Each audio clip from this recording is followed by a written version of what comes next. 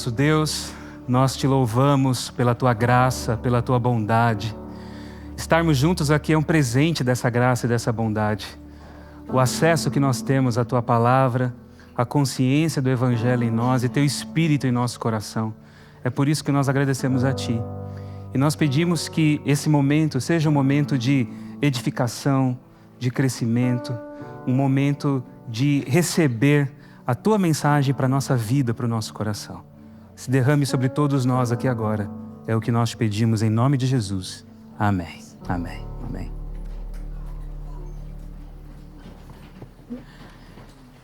Meus queridos, bom dia, bom sábado para vocês que estão aqui no Shopping Pátio Higienópolis, no Teatro UOL. Paz de Jesus no coração de todos nós, para você também que está acompanhando a gente em outro momento, em outro lugar. Paz de Cristo também para vocês. Nós estamos hoje finalizando a nossa série sobre a Bíblia. E eu gostei de usar esse negócio aqui, sabe?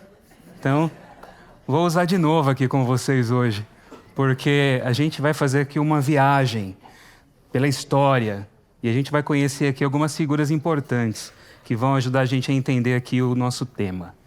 Nós falamos sobre a Bíblia, falamos sobre a forma como a Bíblia chegou até os nossos dias, sobre a qualidade da inspiração da Bíblia, falamos sobre o contexto cultural dos autores da Bíblia, nós falamos sobre a maneira como o texto foi transmitido e como ele chegou até os nossos dias, nós falamos sobre as traduções da Bíblia e as dificuldades envolvendo as traduções da Bíblia e a forma como os tradutores também enxergam o texto, a maneira como eles vão verter esse texto nas línguas modernas para as quais eles traduzem. Nós olhamos a Bíblia de uma forma geral. E uma frase que pode resumir tudo o que a gente falou aqui sobre a Bíblia, e ela já foi dita aqui outras vezes, eu vou repetir aqui para vocês, é a frase: a Bíblia não caiu do céu. Vocês ouviram essa frase aqui sendo dita várias vezes, né? Ela não caiu do céu, não foi um download divino, uma coisa que veio pronta. Ela é fruto de um processo, ela é fruto de uma interação entre o Espírito Santo, entre Deus e os homens. Por isso que a melhor analogia para se entender a Bíblia é a analogia da encarnação. Como Cristo é Deus em carne humana, é Deus homem, a Bíblia é a mensagem de Deus dentro da limitação da cultura e da expressão humana. Então essa analogia da encarnação é a melhor forma para a gente poder entender a natureza da Bíblia. Falar sobre a Bíblia é importante, é necessário, mas é difícil, porque muitas vezes determinadas ideias da Bíblia elas vão se chocar com pressupostos que as pessoas têm a respeito da natureza do texto sagrado. Então, por exemplo, vocês já ouviram muita gente dizendo a Bíblia é inerrante, a Bíblia é infalível, a Bíblia é verbalmente inspirada. Já ouviram essas expressões, não é? E muitas pessoas usam essas expressões sem entender o que elas significam. O cara crê na Bíblia, entende a Bíblia como palavra de Deus, autorizada, então ela é inerrante. Ele não sabe o que significa inerrância, do ponto de vista teológico. Não, ela é inerrante porque ela é infalível. Uma coisa não tem nada a ver com a outra, entende? Está ligado, mas não é assim. A doutrina da inerrância, o dogma da inerrância, para vocês terem uma ideia, ele foi sistematizado mesmo no século XX. E a ideia de que a Bíblia não é apenas a regra de fé e de prática para as pessoas, mas ela também é a autoridade, ela é isenta de erros no que diz respeito à história e ciência. Então eu tenho que harmonizar a história e a ciência com a Bíblia, entendeu? Porque ela é autorizada do ponto de vista da história e da ciência. Isso é inerrância. Inspiração verbal já é uma outra coisa. É a ideia de que Deus inspirou não os autores para escrever, mas Deus inspirou as palavras que eles escolheram para escrever. Os caras foram uma espécie de caneta divina, entendeu? O cara vai escrever a Bíblia, Isaías ali, então o cara, sabe aquela coisa? Ali psicografa o texto praticamente, entende? É a ideia da inspiração verbal. E a gente viu aqui que se a inspiração verbal apareceu lá nos textos originais, com o passar do tempo, ela foi meio sendo perdida, porque variantes entraram no texto. Nós vimos isso aqui, quando a gente estudou a transmissão do texto, não é? Infalibilidade é outra coisa. A Bíblia é infalível não no que diz respeito à história e ciência, mas no que diz respeito à capacidade e o poder que ela tem de transmitir a mensagem de Deus e a mensagem de Cristo para todas as pessoas. No que diz respeito à salvação, no que diz respeito à espiritualidade, no que diz respeito à mensagem do Evangelho, ela é infalível. Percebe como são conceitos diferentes? e todo mundo coloca como se fosse uma coisa só, não é?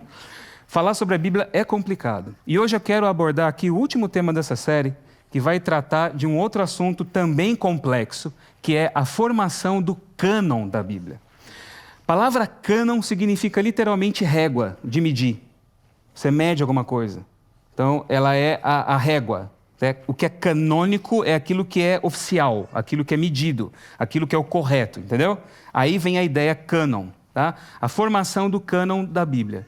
E para começar a falar a respeito desse assunto com vocês, eu quero ler um texto do Evangelho, onde Jesus fala sobre a importância de se buscar a verdade e de se conhecer a verdade. E o texto que eu leio aqui diz o seguinte, presta atenção. Jesus diz: não cesse aquele que procura de procurar, até que encontre.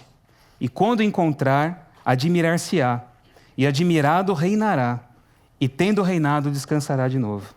Jesus diz: se os que nos arrastam vos disserem, eis o reino no céu, as aves do céu passar-vos-ão à frente.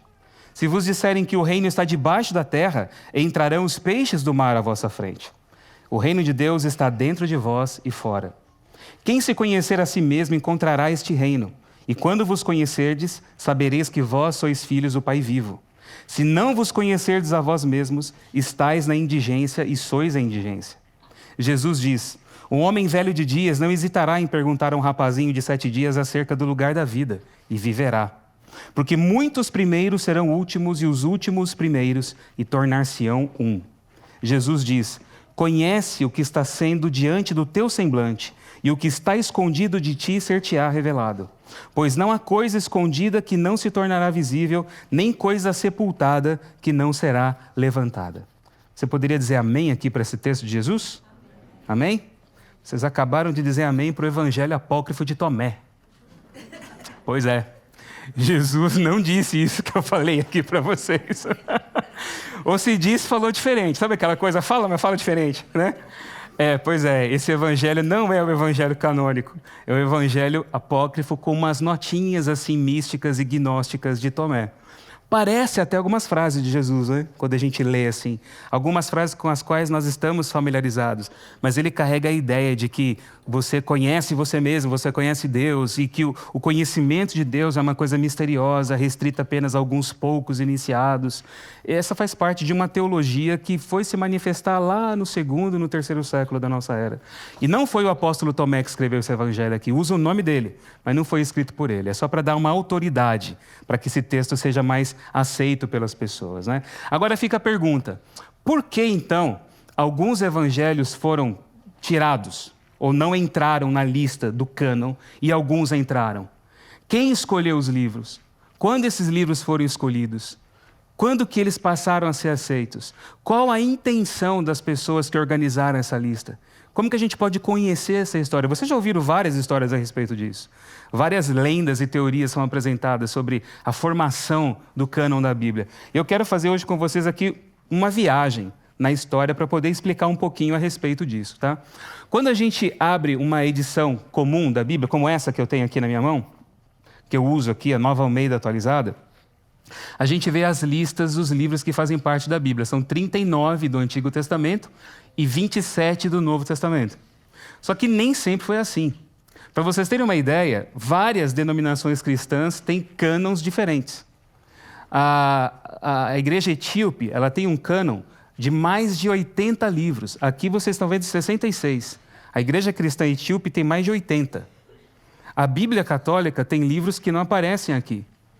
A organização da Bíblia hebraica é diferente dessa que vocês estão vendo aqui. Pra vocês terem uma ideia, aqui eu tenho um exemplar do Tanar. O que é Tanar? Tanar é o que a gente chama de Antigo Testamento, tá? A Bíblia dos judeus.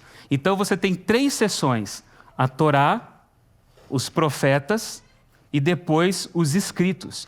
Perceba que não existe Novo Testamento na Bíblia hebraica, tá? É só o que a gente chama de Antigo Testamento. Ele não termina em Malaquias. A Bíblia hebraica vai terminar, é que aqui cortou, né? Não dá para ver. Mas a Bíblia hebraica vai terminar em 2 Crônicas. O Antigo Testamento cristão termina em Malaquias, falando do Elias que viria, olhando para a vinda do Messias. E o Evangelho de Mateus começa apresentando João Batista. Percebe o link que faz, né? A ideia da profecia do Antigo Testamento e o cumprimento em Jesus o Novo. O cânon judaico termina em 2 Crônicas, uma ordem do rei Ciro para que o povo volte da Babilônia e reconstrua Jerusalém. Então termina passando uma visão geral da história de Israel, tendo no foco a terra prometida sendo devolvida para eles.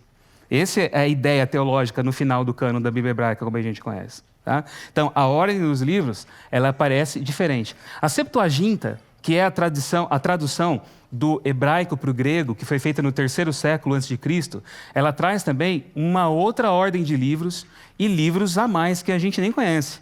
Aqui você começa a perceber, começa aqui a lista, ó, Gênesis, e vai, que olha quantos livros você encontra na Septuaginta. Então, além dos que a gente conhece, você vai achar Sabedoria de Salomão, você vai achar os livros Tobias, Judite, Macabeus, 1 Macabeus, 2 Macabeus, 3 Macabeus, 4 Macabeus, Ode de Salomão, vai encontrar acréscimos do livro de Esther, acréscimos do livro de Daniel, você vai encontrar vários outros textos que a gente não tem, Baruque, né, que vão aparecer aqui. Alguns aparecem nas edições católicas da Bíblia, outros não. Então, é uma outra listagem, é uma outra organização que você encontra aqui. Na Bíblia Católica, aqui, é uma Bíblia de Jerusalém, que eu coloquei para vocês verem. Vocês vão perceber que a divisão de 3, que você vê lá na Bíblia hebraica, não é? Torá, profetas e escritos. Torá, Neviim e Ketuvim. O acróstico fica Tanar. Por isso que é chamado de Tanar, o Antigo Testamento. Tá? Essa divisão, ela não aparece nas Bíblias católicas aqui. Então você tem o Pentateuco, os 5 livros de Moisés, livros históricos, você tem aqui livros poéticos e sapienciais, que eles chamam, você tem livros proféticos e o Novo Testamento, como a gente conhece. E aqui você encontra Sabedoria de Salomão, Eclesiástico, além do Eclesiastes, você encontra também os livros de Baruque, você encontra Macabeus, 1 Macabeus, 2 Macabeus. Né? Então, alguns livros da Septuaginta, eles aparecem aqui no cânon da Bíblia Católica. Então, é difícil, é complicado falar sobre o cânon da Bíblia, a história da Bíblia, porque até a maneira de você se referir à Bíblia é difícil. Se você fala assim, Antigo Testamento e Novo Testamento, você está carregando teologicamente essa definição, porque quando você fala antigo, dá a ideia de ultrapassado. Dá uma ideia de coisa que venceu, perdeu a validade. É o Antigo Testamento, o Novo só que é importante, entende? Se você fala Bíblia hebraica para se referir ao Antigo Testamento, você também não está sendo muito correto, porque a Bíblia não está escrita toda em hebraico, tem textos em aramaico no Antigo Testamento. Então, Bíblia hebraica também não faz jus. Se você chamar o Antigo Testamento, como alguns falam, né, de uma maneira mais politicamente correta, o Primeiro Testamento. Para o judeu não é Primeiro Testamento, porque o judeu não tem o Novo, é um testamento só. E se você fala Primeiro Testamento, o Novo vira o Segundo. Se ele é segundo, ele perde a importância, entendeu? Está em segunda categoria, segundo plano, entende? Você ofende alguns. Percebe como é que é complicado falar? Não é? Então, é difícil até a forma como a gente se refere a esses textos. E como é que o cânon foi sendo formado? O cânon foi formado num processo, de maneira muito lenta. Mais ou menos 400 anos antes de Cristo, a Torá, os livros de Moisés, Gênesis, Êxodo, Levítico, Números e Deuteronômio, eles já estavam bem firmados, bem reconhecidos e aceitos por todo mundo. Pelo menos os judeus ali que liam a Bíblia, que liam a Escritura. Então você já tem a Torá já consolidada. A Septuaginta, que é a tradução da Torá, ou melhor, a tradução do Antigo Testamento, ela começa através da Torá. Ela começou traduzindo a Torá. E depois, lentamente, ela foi traduzindo os outros textos hebraicos. Por volta do 2º século e já comecinho da era cristã, você já tem os profetas já assim mais consolidados, alguns ainda são discutidos, mas a terceira seção chamada de escritos, ela está aberta. Então não tem um consenso sobre quais livros fazem parte dessa seção. Isso na época de Jesus. E ainda um outro detalhe interessante. Vários outros textos que são considerados apócrifos, eles eram considerados como escritura inspirada nesse período. Porque existe uma definição que eu queria colocar para vocês aqui, para a gente poder entender melhor. O conceito de escritura, ele é anterior ao conceito de cânon. Escritura é todo texto que tem autoridade, texto autoritativo, texto inspirado, texto que tem o poder de ser referência de ensino. Isso é escritura. Então seria uma espécie de cânon 1, tá? Me referindo aqui para ficar mais mais fácil, mais técnico. Cânon 1 é a escritura. Cânon 2 é a lista dos textos inspirados. Então, muitos textos cânon 1, que eram reconhecidos no passado, não entraram no cânon 2. Quando você lê o Antigo Testamento, por exemplo, você vai perceber a menção de vários livros da Bíblia que a gente não tem, que se perderam. Livros das guerras do Senhor, visão do profeta Ido, visão do profeta Natã. Nunca li esse livro na vida, né? Mas eles são mencionados lá. São textos que eram considerados cânon 1, tiveram um período de autoridade, eles foram reconhecidos, mas eles eram limitados na sua influência e acabaram não entrando no cânon 2, na lista final. Entende? Tem muito disso quando você começa a perceber a história, como esse cânon vai sendo formado. Então é importante a gente entender isso. E no primeiro século, na época ali de Jesus, o cânon estava aberto. Quando você lê, por exemplo, os manuscritos do Mar Morto e você percebe toda aquela coleção que foi encontrada lá no deserto da Judéia, e eu falei disso para vocês aqui da vez que eu preguei sobre a história da transmissão do texto, a gente vê livros que não entraram na Bíblia no Antigo Testamento, mas eram considerados escritura inspirada, como, por exemplo, o primeiro livro de Enoque, livro do Jubileu e rolo do templo. Eles liam esses textos como escritura inspirada. E para vocês terem uma ideia, o livro de Enoque, ele aparece no Novo Testamento. Um livro que é um livro apócrifo, que não foi escrito por Enoque, entendeu? Ele aparece no Novo Testamento. Esse texto aqui, é de Enoque. Diz assim: olhem que ele vem com uma multidão de seus santos para executar o julgamento sobre todos e aniquilará os ímpios e castigará toda a carne por todas as obras ímpias, as quais ele hão perversamente cometido, e de todas as palavras altivas e duras que os malvados pecadores falaram contra ele. E aí, Judas, que escreve a carta de Judas, irmão de Jesus, irmão de Tiago, não é o Judas Iscariotes, embora tenha o evangelho de Judas Iscariotes. Eu tenho, eu já li várias vezes. É uma viagem, é surreal, né? É interessante, né? Mas olha só, Judas, o irmão de Jesus, ele vai dizer o seguinte: foi a respeito deles que também profetizou Enoque, o sétimo depois de Adão, dizendo. Ele atribui ao Enoque, lá de Gênesis, esse texto, e não foi Enoque que escreveu. Percebe? E ele diz isso, e ele fala assim: eis que o Senhor vem com milhares de seus santos para exercer juízo contra todos e para convencer todos os ímpios a respeito de todas as obras ímpias que praticaram e a respeito de todas as palavras insolentes que os ímpios pecadores proferiram contra ele. O mesmo texto que eu li para vocês. Percebe? Enoque 1, verso 9, está citado no Novo Testamento. E ele cita também um outro texto que se perdeu, que chama A Assunção de Moisés. Quando ele fala de Miguel contendendo contra o diabo pelo corpo de Moisés, aquele é um texto apócrifo. Para ele é Escritura 1. É um texto que tem autoridade, mas não entrou na Bíblia e não é reconhecido dessa forma. Entende como é que a coisa é complexa? Então, o cânon estava aberto nessa época. E muitas pessoas tinham acesso a outras tradições de texto. No finalzinho do primeiro século, a gente já começa a perceber o indício dessa divisão de lei, profetas e escritos. Flávio Joséfo, que é um historiador conhecido, ele faz menção a 22 livros da Bíblia hebraica e ele meio que estrutura entre lei, profetas e escritos dos antepassados, ele vai falar assim. Então a gente vê mais ou menos essa partição em três, o cânon tripartite da Bíblia hebraica. A gente também vê uma ideia assim no Evangelho de Lucas, quando fala que Jesus falou tudo que a respeito dele constava na lei, nos profetas e nos salmos. Diz assim, salmos se referindo a essa seção dos escritos. A gente não sabe se é porque era o primeiro livro que abria a sessão ou se porque era o livro mais importante, mas mostrando que havia ainda uma coisa nebulosa nessa parte dos escritos, eles estavam abertos, entendeu? Então a gente percebe isso, né? Existe uma história, que eu não sei se alguém aqui já ouviu falar, de um concílio que acontece no ano 90 da nossa era, o concílio de Jamnia, o concílio de Yavne, quando os rabinos judeus que sobreviveram à destruição de Jerusalém no ano 70, eles vão se reunir e vão fechar o cânon da Bíblia hebraica, deixando de fora os livros chamados deuterocanônicos, ou os apócrifos da Septuaginta, entende? Só que esse concílio não aconteceu dessa forma. Tá? É mais uma lenda essa história. Houve sim uma escola de tradição judaica em Yavne, fundada por um rabino chamado Yohanan ben Zakkai, mas ali a discussão deles era como manter a identidade judaica agora que eles não tinham mais o templo. E eles vão discutir, sim, sobre textos da Bíblia. Eles vão discutir a respeito da validade ou não de alguns textos. Por exemplo, Eclesiastes foi discutido. Cântico dos Cânticos, que é muito sensual, né? Foi discutido também. O livro de Esther foi discutido, para ver se ele era ou não era um livro inspirado ou não. Então, essas discussões sobre o cânon, elas vão se arrastando até final do segundo século. Esse camarada aqui, chamado Melito de Sardes, era cristão.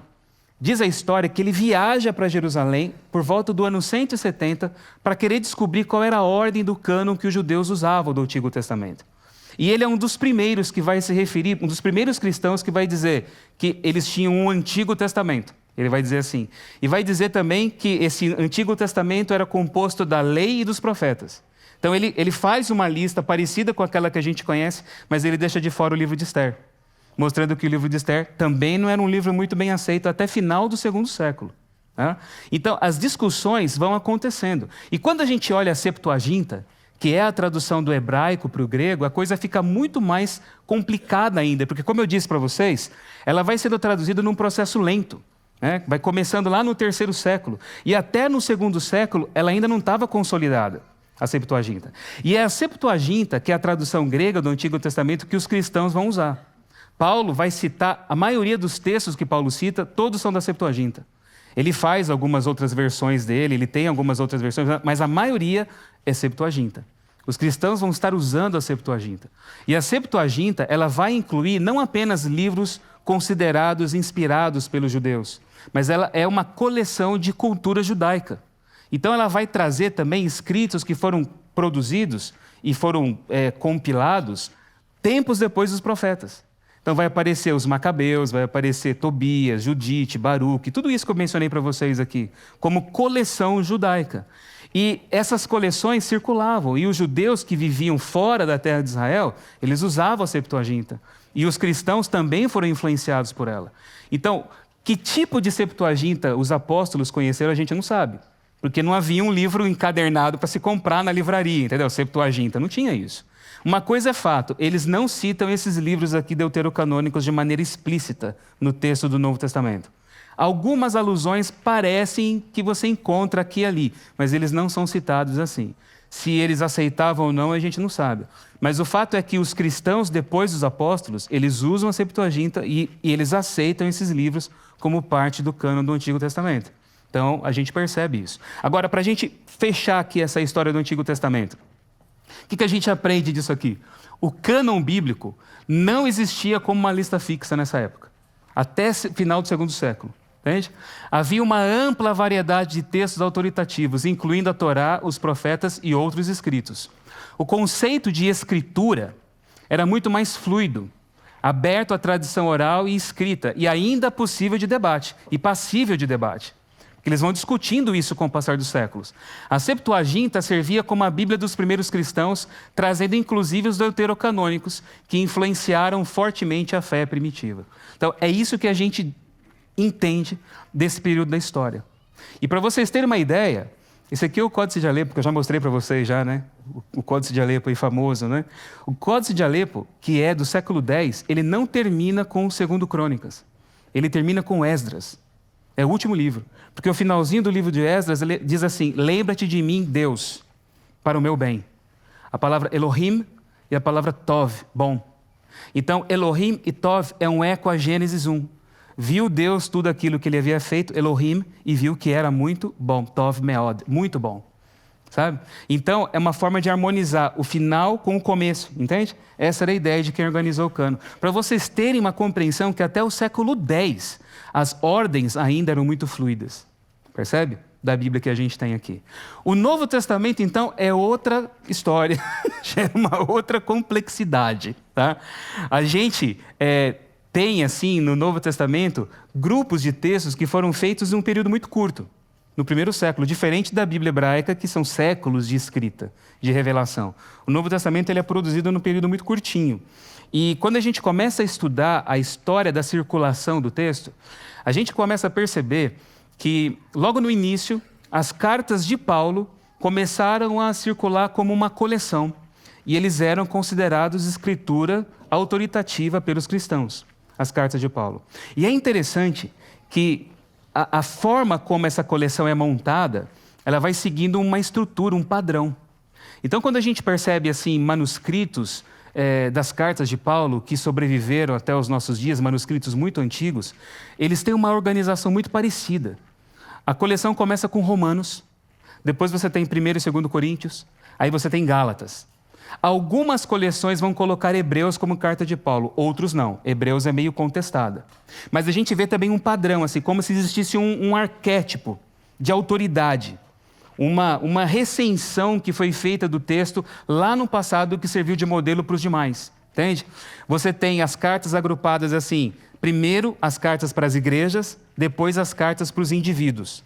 E você tem assim, as cartas sempre colocadas juntas, né? As que são duplas, colocadas juntas. 1º e 2º Coríntios, 1º e 2º Tessalonicenses, são colocadas juntas assim, entende? De onde veio essa ordem?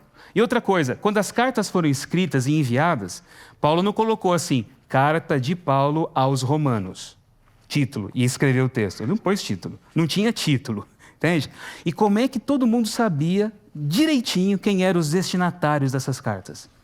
E nunca ninguém levantou dúvida a respeito disso, entende?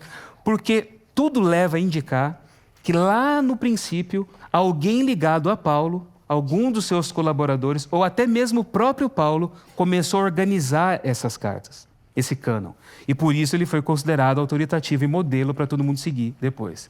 Mas a ordem das cartas, como a gente conhece, e a posição delas no Novo Testamento, só vai aparecer como definitivo no século IX, na tradição bizantina do texto grego, que é o que a gente tem hoje. Tá? Até lá a coisa vai sendo bagunçada e tem carta que é aceita, tem carta que não é aceita. Né? Os evangelhos eles vão sendo reconhecidos como autoritativos logo no começo. Mateus, Marcos, Lucas e João. E esse camarada aqui, Justino Mártir, ele, lá em meados do 2º século, ele vai dizer que os cristãos costumavam se reunir para ler a memória dos apóstolos, os evangelhos, e os profetas. Então, eles liam os evangelhos e os profetas. Isso já era costume. Porque, ao contrário do que muita gente dizia no passado, a ideia de que os evangelhos foram escritos para comunidades isoladas, os cristãos não eram isolados. Havia uma internet gospel naquela época ali, entende? Havia uma rede, assim, sabe? Uma rede social mesmo, assim. Eles utilizavam toda a estrutura do Império Romano para poder comunicar, mandar cartas e livros uns para os outros. Então, eles tinham acesso aos escritos. E os evangelhos, eles não são escritos para comunidades locais. Eles foram planejados para serem lidos de maneira ampla, para várias pessoas, entende? E eles começaram a circular com muita intensidade. Tanto que, em meados do 2º século, eles já eram lidos pelos cristãos, os evangelhos. Né? E principalmente os 4 que a gente conhece, que são vistos como autoritativos. Tá? Só voltando aqui um pouquinho. Essa seção aqui da Bíblia é a que vai sendo mais discutida nesse período. Você tem aqui os evangelhos, as cartas de Paulo, e você tem as cartas chamadas de epístolas gerais ou cartas católicas. Católico aqui, não no sentido da Igreja Católica, tá? Católico no sentido da palavra, que significa universal. Katholikos, em grego, universal. Tá? Então, as epístolas gerais, e elas são 7. Tiago, 2 de Pedro, 3 de João e 1 de Judas, o irmão de Jesus. E esse Tiago aqui é o irmão de Jesus, tá? Não é o apóstolo, nenhum dos apóstolos, é o irmão de Jesus, que se converteu depois e se tornou o líder da igreja de Jerusalém. Esse Tiago é irmão desse Judas aqui, entendeu? E por que Tiago, Pedro e João? Porque lá no texto do Novo Testamento, eles são reconhecidos como as colunas da igreja. Pedro, Tiago e João. E essa coleção forma 7 cartas. E 7 também é um número simbólico. Então, ela foi organizada propositalmente, pegando escritos dessas 3 figuras principais, e Judas também, ao que tudo indica, né, isso as pesquisas modernas elas vão nessa direção, para contrabalancear a teologia de Paulo. Entende? Para dar uma visão da liderança de Jerusalém ao evangelho que Paulo pregava. Lembra das disputas do concílio de Jerusalém, aquela questão de judeus, gentios, de lei, de obras, entende? Então, para dar uma balanceada, a visão dos evangelhos segundo as colunas das igrejas, da igreja de Jerusalém. Então, por isso você tem essa coleção aqui. Mas essa coleção, ela não foi aceita assim de maneira pronta. Orígenes, que escreve no 3º século da nossa era, ele não aceitava todos esses livros. Ele cita 2 Pedro, 2 João, mas tem alguns que ele ainda tem reserva. E ele não vê isso como uma coleção fechada. A gente só vai enxergar esses 7 sendo mencionados por Eusébio de Cesareia, que vai escrever sobre eles no 4º século da nossa era. Eusébio de Cesareia apresenta as 7 cartas, mas algumas ele considera falsas. Ele não aceita todas elas. Então ele tem dúvida com algumas dessas cartas aqui. E isso no 4º século da nossa era. Vocês verem como que a coisa é lenta, entende? Como o período é lento. O primeiro cânon cristão que a gente conhece foi organizado por esse camarada aí, ó, Marcião de Sinop, que não é nenhum brasileirinho do Mato Grosso, não. Tá? Sinop aí é na Turquia, não é no Mato Grosso, né? O Marcião é considerado um herege. Por quê? Porque Marcião, ele não aceitava o Antigo Testamento, nem o Deus do Antigo Testamento. Ele dizia que o Deus do Antigo Testamento era mau e o Deus do Novo Testamento é bonzinho. Então essa ideia de que o Deus do Antigo Testamento é uma coisa, do Novo é outra, que a gente vê até hoje, né? É a ideia do Marcião. Então o que Marcião faz? Ele vai editar um cânon da Bíblia que vai tirar todo o Antigo Testamento. Ele rejeita 3 dos 4 evangelhos, ele aceita só o de Lucas e ele edita ainda o evangelho de Lucas e só algumas cartas de Paulo. Essa é a Bíblia do Marcião. E aí, quando Marcião começa, né, a desenvolver essas teorias, os cristãos vão começar a organizar listas para poder combater a heresia do Marcião, para mostrar de fato quais eram as escrituras que representavam a identidade da ortodoxia cristã, entende? É aí que começa a aparecer o cânon. E você vê Irineu de Lyon no final do 2º século, ou Irineu de Lyon, né, que vai organizar um cânon falando dos 4 evangelhos, contrariando o Marcião, e das cartas de Paulo, incluindo cartas que Marcião não aceitava. Tá? Então, isso no final do 2º século. E aí vem o tal do Concílio de Nicéia. Vocês já ouviram essa história de que Constantino, que era o imperador romano, que havia se convertido ao cristianismo, Constantino, no ano 325, no Concílio de Nicéia, ele editou a Bíblia. Já ouviram essa história? Né? Que ele que definiu os livros da Bíblia, ele tira aqueles que falavam de um Jesus diferente, né? E ele escolhe aqueles que defendiam o pensamento dele, a ortodoxia cristã. E isso é muito popular no Código da Vinci, né? No livro Código da Vinci, que muita gente leu aí. Só que isso é uma lenda, isso é uma história que não tem base nenhuma na realidade, entende? Porque no Concílio de Nicéia, o cânon não foi discutido. A discussão do Concílio de Nicéia era a natureza de Jesus. Divino, humano, se ele era gerado, criado. Essa é a discussão principal do Concílio de Nicéia. Constantino queria unificar a teologia cristã. E ele vai discutir esses assuntos no Concílio de Nicéia. Mas ele deu um empurrão para a formação do cânon. Porque ele vai pedir para o Eusébio de Cesareia produzir 50 cópias da Bíblia para serem usadas nas igrejas de Constantinopla. E o Eusébio lá, que eu mencionei para vocês, ele vai montar um cânon, uma lista. E nessa lista de Eusébio, ele vai dividir a lista em 2 partes. Homologúmena, que são aqueles incontestáveis e aceitos, e antilegômena, tá? Aqueles que ele tinha dúvida. Então ele vai colocar aqui os 4 evangelhos, Atos, as cartas de Paulo, juntamente com Hebreus, 1 Pedro, 1 João e Apocalipse de João. Isso para ele é indiscutível. Só que ele tem dúvida sobre Tiago, Judas, 2 Pedro, 2 e 3 João. Ele não bota muita fé nesses não. Entende? Mas essa é a lista que o Eusébio vai fazer. Tá? E a gente tem um outro testemunho também do cânon do Novo Testamento, que é esse texto que vocês estão vendo aqui. Ele é chamado de fragmento muratoriano. Esse texto que vocês estão vendo foi descoberto no século XVIII. E ele é uma tradução do original que era grego para o latim. Alguns dizem que esse texto data do final do 2º século. Outros vão dizer que não, ele é do 4º século da nossa era. Ele vai mostrar os livros do Novo Testamento como a gente conhece. Tá? Então, o cânon muratoriano vai trazer Mateus, Marcos, Lucas, João, Atos, as cartas de Paulo, Tiago, 1 e 2 João, Judas, Apocalipse de João, mas também vai trazer o Apocalipse de Pedro como parte do Novo Testamento, que é um livro considerado apócrifo, entende? Então, também é uma lista que não está lá muito fechada, como a gente conhece.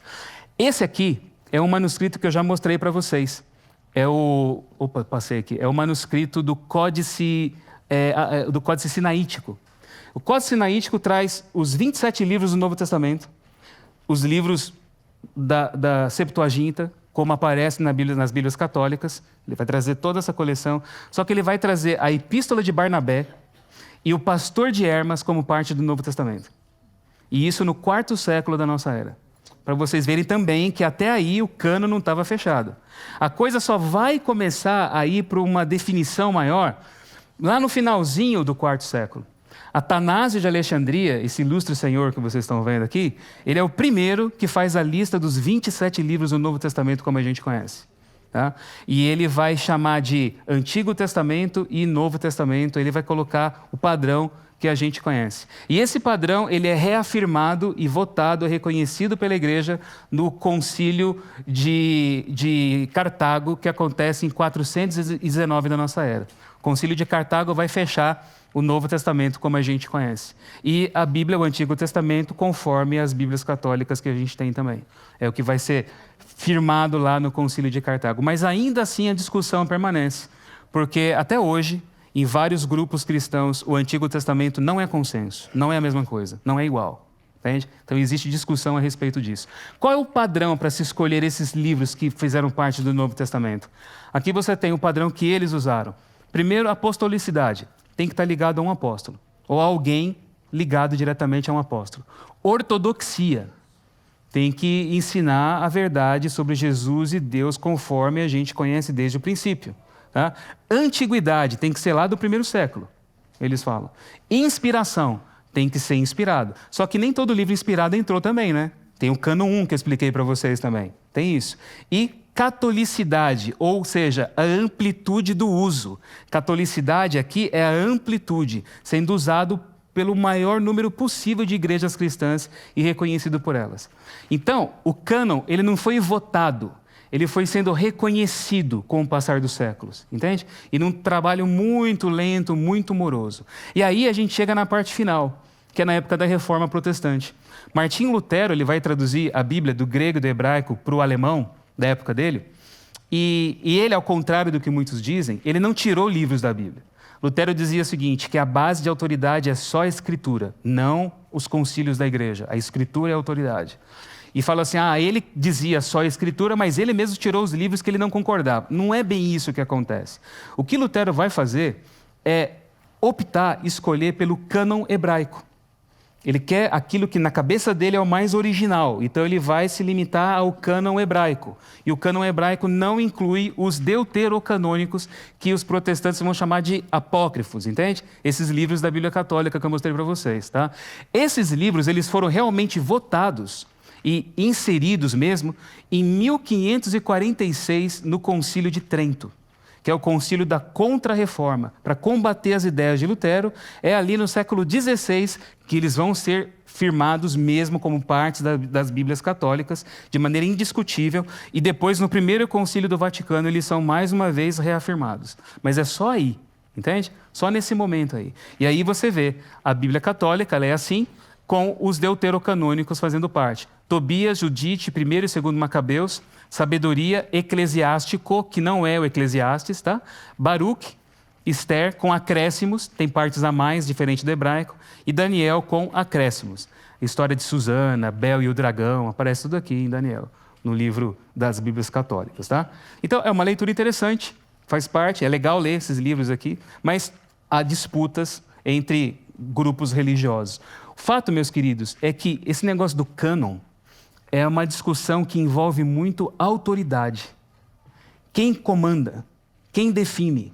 Quais grupos religiosos vão determinar o que é autoritativo e o que não é autoritativo? Então, há uma disputa de controle de autoridade para poder declarar o que é canônico e o que não é canônico. E aí a pergunta que fica para a gente é, qual é realmente a fonte de autoridade para você descobrir a verdade da Escritura? Tá? Onde que eu posso realmente descobrir a verdade da palavra, da Escritura de Deus para mim? Lutero, quando ele vai organizar a Bíblia dele, olha que coisa interessante, né? Essa é a Bíblia de Lutero. Ele vai formar o cânon dele e ele tinha dúvidas sobre Hebreus, sobre Tiago e sobre a carta de Judas. Então, ele vai montar o cânon dele, do Novo Testamento, mas ele vai deixar no final, olha, depois das 3 cartas de João, ele vai colocar Hebreus, vai colocar Tiago e vai colocar Judas. Então, as Bíblias luteranas têm uma ordem diferente dos livros do Novo Testamento, diferente dessas que vocês usam aqui, percebe? Por causa do conceito de Lutero. Lutero não tira esses livros, porque eles eram reconhecidos pela igreja. Ele tinha dúvidas sobre eles, mas ele inclui à parte na Bíblia dele. É o que ele faz. Eu quero ler para vocês, para falar da autoridade da palavra, o texto agora da Bíblia canônica, tá? Não é apócrifo, não. Não é pegadinha, não, tá bom? Mateus capítulo 17, quero ler para vocês. Mateus 17, do verso 1 ao verso 8, que diz assim: 6 dias depois, Jesus tomou consigo Pedro e os irmãos Tiago e João e os levou em particular a um alto monte. E Jesus foi transfigurado diante deles. O seu rosto resplandecia como o sol e as suas roupas se tornaram brancas como a luz. E eis que lhe apareceram Moisés e Elias falando com Jesus. Então Pedro, tomando a palavra, disse a Jesus: Senhor, bom é estarmos aqui. Se o Senhor quiser, farei aqui 3 tendas, uma para o Senhor, outra para Moisés e outra para Elias. Falava ele ainda, quando uma nuvem luminosa os envolveu, e eis vindo da nuvem uma voz que dizia: Este é meu filho amado, em quem me agrado, escutem o que ele diz. Ao ouvirem aquela voz, os discípulos caíram de bruços, tomados de grande medo. Jesus aproximou-se e tocou neles, dizendo: Levantem-se e não tenham medo. Então eles, levantando os olhos, não viram mais ninguém a não ser Jesus.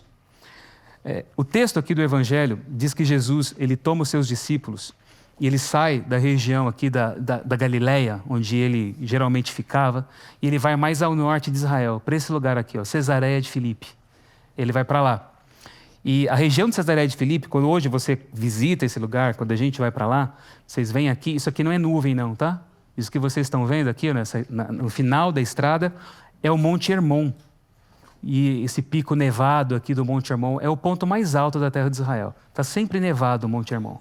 E ele vai para essa região, mais precisamente para esse local aqui, que é a Cesareia de Filipe. Hoje é chamado de Bânias, esse lugar. Bânias por quê? Porque aqui era a região mais pagã do território de Israel. Aqui nesse lugar, o deus Pan era adorado. E eles acreditavam que essa caverna que vocês estão vendo aqui era um portal para o mundo inferior dos espíritos. Então, vários rituais. Eu não tenho tempo para descrever o que acontecia aqui, mas era bizarro o que acontecia nesse lugar. E Jesus vai para aí, para esse lugar. Tá? Tem até um parênteses interessante aqui, não sei quantos assistem a série Chosen, mas num dos episódios da série Chosen ele vai para aí. Quando ele vai conversar com os discípulos a respeito do que eles achavam que ele era. Ah, Jeremias, João Batista, mas e vocês? Quem vocês acham que eu sou? Aí Pedro fala: Tu és o Cristo, o Filho de Deus vivo. E ele diz: é sobre essa pedra que eu edificarei a minha igreja. Lembra desse episódio, né? Acontece aí.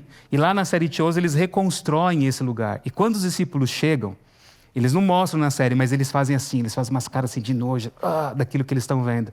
Porque o que acontecia aí era bizarro e eu tenho censura para descrever o que acontece aí. Entende? Não dá, é tarja preta mesmo o que acontece. E é para que Jesus vai.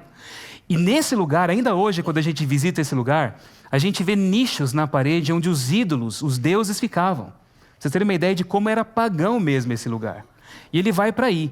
E é aí você está vendo uma reconstrução de como era esse lugar. Aqui o templo principal que dava para a caverna, que era acesso ao mundo dos espíritos. É aí que pela primeira vez ele fala de igreja. A primeira menção à igreja é nesse lugar. Ele não fala de igreja numa sinagoga, nem no templo de Jerusalém. Ele fala de igreja no lugar mais pagão de Israel.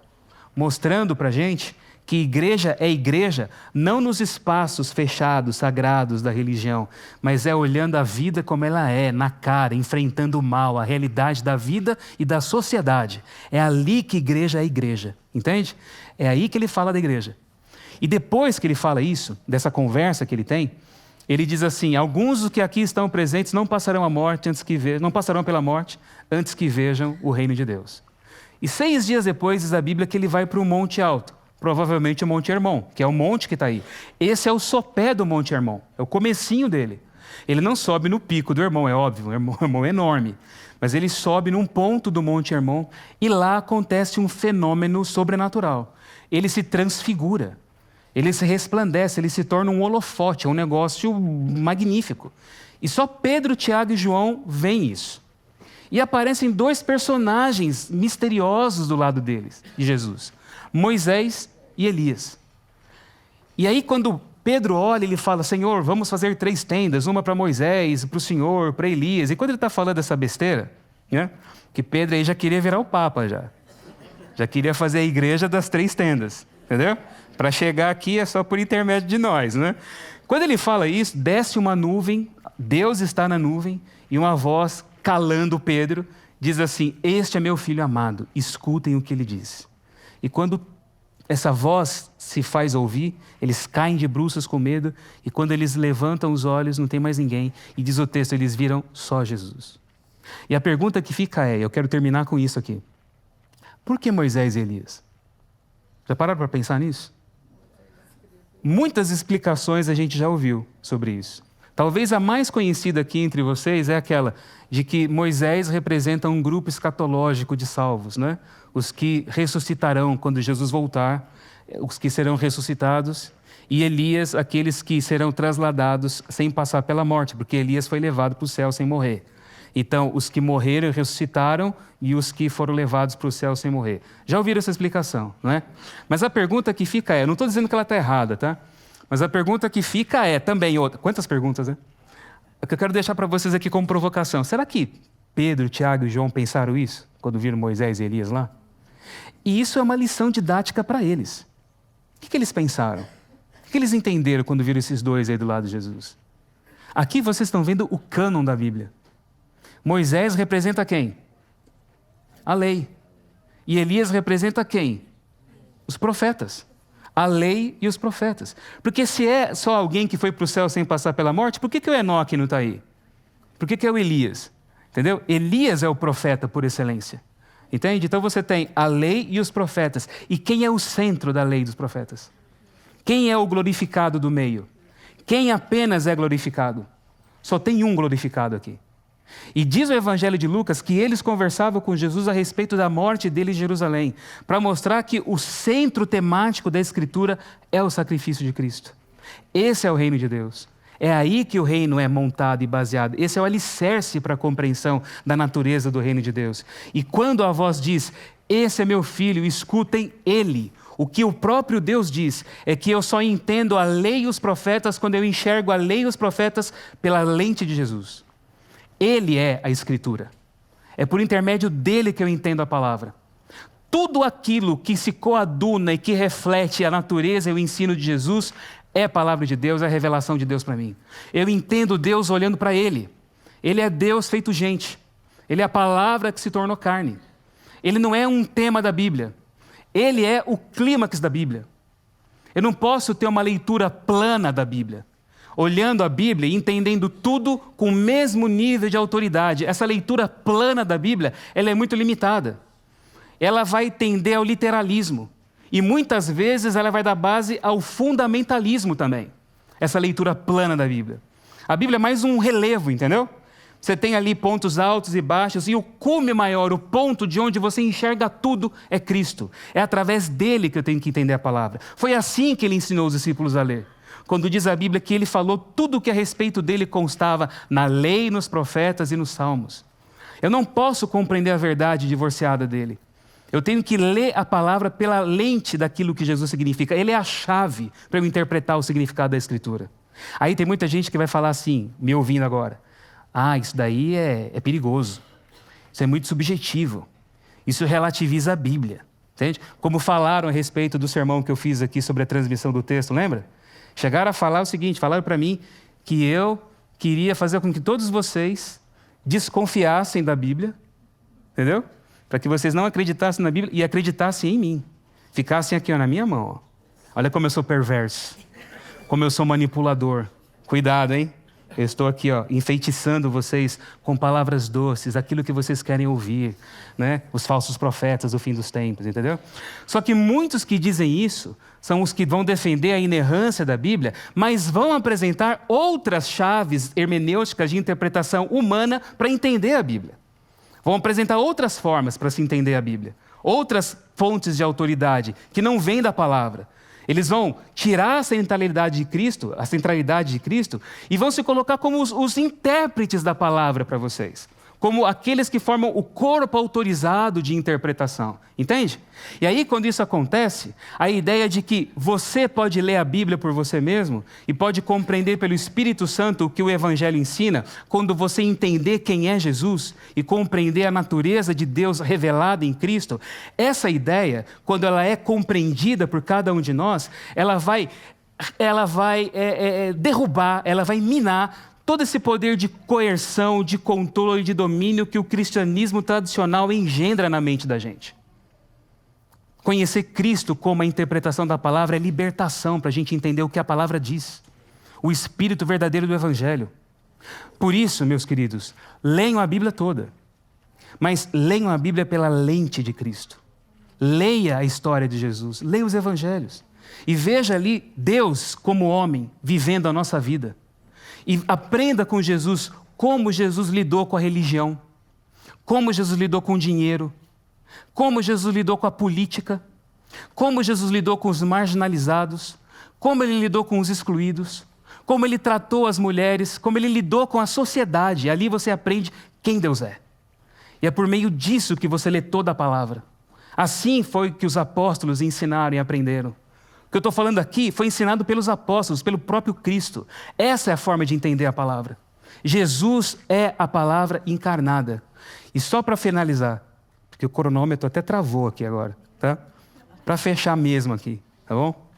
No Evangelho de João não aparece a transfiguração. E João foi um dos que estavam lá na transfiguração. Por que ele não conta a transfiguração, se ele viu aquilo? No Evangelho dele não aparece a transfiguração. Mas a lição espiritual da transfiguração aparece no capítulo 5. No capítulo 5, Jesus está discutindo com os líderes religiosos sobre a autoridade dele. E ele vai falar o seguinte: João Batista foi à luz e ele deu testemunho a respeito de mim. E João Batista, ele era o Elias, né? Que haveria de vir.